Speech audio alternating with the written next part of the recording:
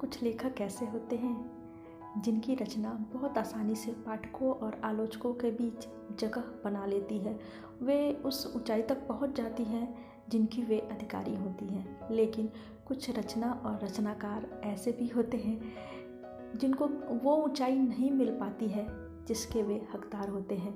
कई बार ऐसा भी होता है कि रचना पाठकों को बहुत पसंद आती है, लेकिन फिर भी उन्हें उतना मान और नाम नहीं मिलता है जो कि वो डिजर्व करती है। आज हम एक ऐसी ही स्टोरी और एक ऐसे ही लेखक के बारे में बात करेंगे। हाय फ्रेंड्स, मैं हूँ शैली और आप हैं किताबें में। दोस्तों, आज हमने चर्चा के लिए चुना है केशव प्रसाद मिश्र का उपन्यास कोहबर की शर्त। नाम आपने ज़रूर सुना होगा क्योंकि इस उपन्यास की कहानी पे 4 बार फिल्में बन चुकी हैं। 2 बार राजश्री प्रोडक्शन ने बनाया है जो कि बहुत हिट हुई थी, और 2 फिल्में काफ़ी पुरानी थी जो इस उपन्यास के ऊपर बनी। राजश्री प्रोडक्शन वाली फिल्मों के नाम आपको याद होंगे, नदिया के पार और हम आपके हैं कौन। इन दोनों फिल्मों की कहानी इसी उपन्यास से ली गई है।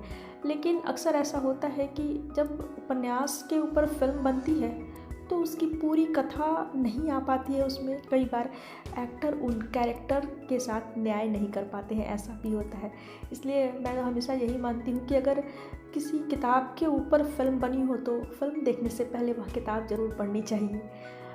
कोहबर की शर्त जो उपन्यास है, इसकी बहुत छोटी सी कहानी का एक टुकड़ा है, वह हम फिल्मों में देखते हैं। जो ओरिजिनल उपन्यास है उसमें तो बहुत कुछ है। इसकी जो कहानी है वह बिहार और यूपी के बॉर्डर पे एक ज़िला है बलिया। वहाँ उसी ज़िले के अंदर 2 गांव हैं। इसी 2 गांवों के बीच की कहानी इसमें हमें देखने को मिलती है। और सिर्फ कहानी नहीं है, यह पूरा गांव, पूरा उनका परिवेश, पूरे उसके रीति रिवाज, सब कुछ बहुत बारीकी से इस उपन्यास को देखने में मिलते हैं। अगर आपने इस उपन्यास को पढ़ा तो आप समझ लीजिए कि वह जो इलाका है उस इलाके पे आपने उसकी संस्कृति पे, रहन सहन पे पूरी आपने पीएचडी कर ली। ऐसी फीलिंग आपको आएगी। इतना विस्तृत रूप से वहाँ पे इस गांव की सारी समस्याएं और सब कुछ जो है इसमें आया है। थोड़ी सी कहानी इसकी हम समझते हैं। यह कहानी मुख्य रूप से चंदन और गुंजा की है। जो बलिहार है वहाँ एक काका रहते हैं, उनके 2 भतीजे हैं, ओमकार और चंदन। दोनों के माता पिता नहीं हैं, बस एक काका ही है। उनके घर में कोई स्त्री नहीं है। ये तीनों आराम से खेती बाड़ी करके अपना जीवन व्यतीत कर रहे होते हैं। एक मौसी है पड़ोस में, वह इनकी देखभाल करती है। काका बीमार होते हैं, तब पड़ोस के गांव जो चौबेपुर है वहाँ के वैद्य जी से दवा ली जाती है। और इस वैद्य जी से जब आगे संबंध बढ़ता है तो उनकी बेटी रूपा से ओमकार का विवाह फिक्स होता है। यह विवाह हो जाता है। इस इलाके में विवाह के दौरान जो रीत निभाए जाते हैं वह सब कुछ बहुत विस्तृत रूप से आया है। विवाह में एक रस्म होती है शादी के बाद की, कोहबर की। उसमें दूल्हा दुल्हन का एक्चुअली एक तरीके से परिचय कराया जाता है उनका। वहाँ पे जो सालियाँ वगैरह होती हैं वो चुहल करती हैं। इसी चुहल के दौरान चंदन और गुंजा का पहली बार आमना सामना होता है। दोनों हंसी मजाक करते हैं। फिर रूपा अपने ससुराल बलिहार आ जाती है। रूपा एक बच्चे को जन्म देती है, तब गुंजा का बलिहार आना होता है। और उस घर में रहते हुए गुंजा और जो चंदन है उनके बीच की नज़दीकियाँ बढ़ जाती है, पूरी तरीके से प्रेम में परिवर्तित हो जाती है। शोख अल्हड़ गुंजा का रूप हमें यहाँ देखने को मिलता है। वह घर भी संभालती है, अपनी बहन को भी संभालती है।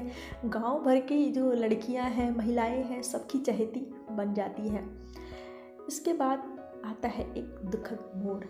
नियति को इस परिवार की खुशियाँ बिल्कुल पसंद नहीं आती हैं। रूपा की मृत्यु हो जाती है। प्रश्न सामने आता है कि जो घर रूपा ने बहुत अच्छे से संभाल लिया था फिर से बिखर गया। अब तो उस घर में एक बच्चा भी है, तो उस घर को कौन देखेगा। और सबके जुबान पे नाम आता है गुंजा का। तय होता है कि ओमकार का विवाह गुंजा के साथ कर दिया जाए, और कर दिया जाता है। चंदन के माता पिता नहीं है। ओमकार को वह माता पिता तुल्य मानता था। कैसे वह उसकी खुशियों के बीच में आड़े आता। कर्तव्य और प्रेम दोनों के बीच में उसे किसी एक को चुनना था। उसने कर्तव्य को चुना। जब चंदन ने कर्तव्य चुन लिया तो गुंजा कैसे पीछे रहती, वह क्या करती।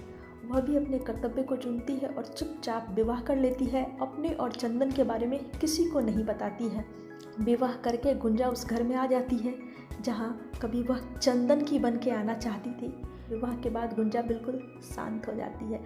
उसकी हंसी गायब है, चुहल गायब है, बस वह अपने कर्तव्य का निर्वाह कर रही होती है। लेकिन चंदन घर से बेघर हो जाता है।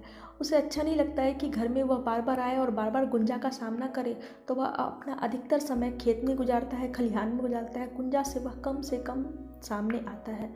इससे गुंजा बहुत ज़्यादा दुखी होती है। वह चाहती है कि चंदन घर बसा ले और थोड़ा खुश रहे, उसे भी चंदन की बसी हुई गृहस्थी देख के थोड़ा सा संतोष हो। लेकिन चंदन इसके लिए तैयार ही नहीं होता है। वह अपने मन मंदिर में गुंजा को स्थापित कर चुका था। इस दौरान गांव में महामारी फैलती है और काका की मृत्यु हो जाती है। ओमकार की भी मृत्यु होती है। गुंजा विधवा हो जाती है। बहुत विलाप करती है। चंदन पहले से ज़्यादा टूट जाता है। विधवा गुंजा को चंदन का जो यह रूप है, रूखापन और ज़्यादा अखरता। वह चाहती है कि उसकी तो अब दुनिया वापस नहीं बस सकती है, चंदन ही गृहस्थी बसा ले। लेकिन चंदन इसके लिए तैयार नहीं हो रहा होता है और धीरे धीरे एक दिन गुंजा की भी मृत्यु हो जाती है।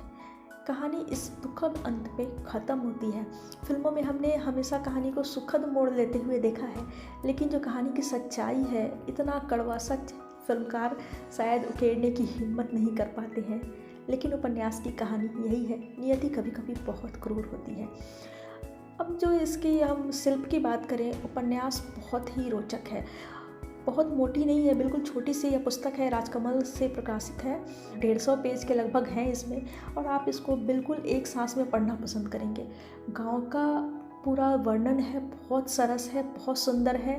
कहानी की मुख्य नायिका तो गुंजा ही है। इसमें हमें गुंजा के 4 रूप देखने को मिलते हैं। सूख, अल्हड़, कुंवारी गुंजा, शांत कर्तव्यनिष्ठ सुहागन गुंजा, सहमी हुई आंखों आंखों में रोती हुई विधवा गुंजा और कफन में लिपटी हम सबको रुलाती हुई मृत गुंजा। चंदन भी हमें कई रूप में दिखता है। मुख्य रूप से दो रूप यहाँ पे चंदन के हैं, कर्तव्यनिष्ठ चंदन और एक मस्त मौला युवा चंदन। कर्तव्य के आगे प्रेम को बलिदान करने वाला चंदन अंत में कुछ भी नहीं पाता है। चंदन की नियति भी हमें परेशान करती है। उपन्यास में जब गांव का पूरा जीवन आ रहा होता है तो रीति रिवाज के साथ ही वहाँ पे जो आपदाएं हैं, जैसे कि महामारी है, जैसे कि बाढ़ है, उसकी विभीषिका भी विस्तृत और अच्छे तरीके से यहाँ वर्णित है। और ये देख के भी आपको पता चलेगा कि ग्रामीण जीवन में कितनी कठिनाइयाँ होती हैं, जो लोग वहाँ पे रहते हैं उनको झेलना पड़ता है। किताब काफ़ी पुरानी है लेकिन बहुत रोचक है। ग्रामीण जीवन पे जो भी उपन्यास आपने पढ़े होंगे उनमें यह सबसे आपको अलग लगेगी और बहुत मज़ेदार लगेगी। तो इसको आप पढ़ के मुझे बताइए कि यह आपको कैसी लगी। Bye bye.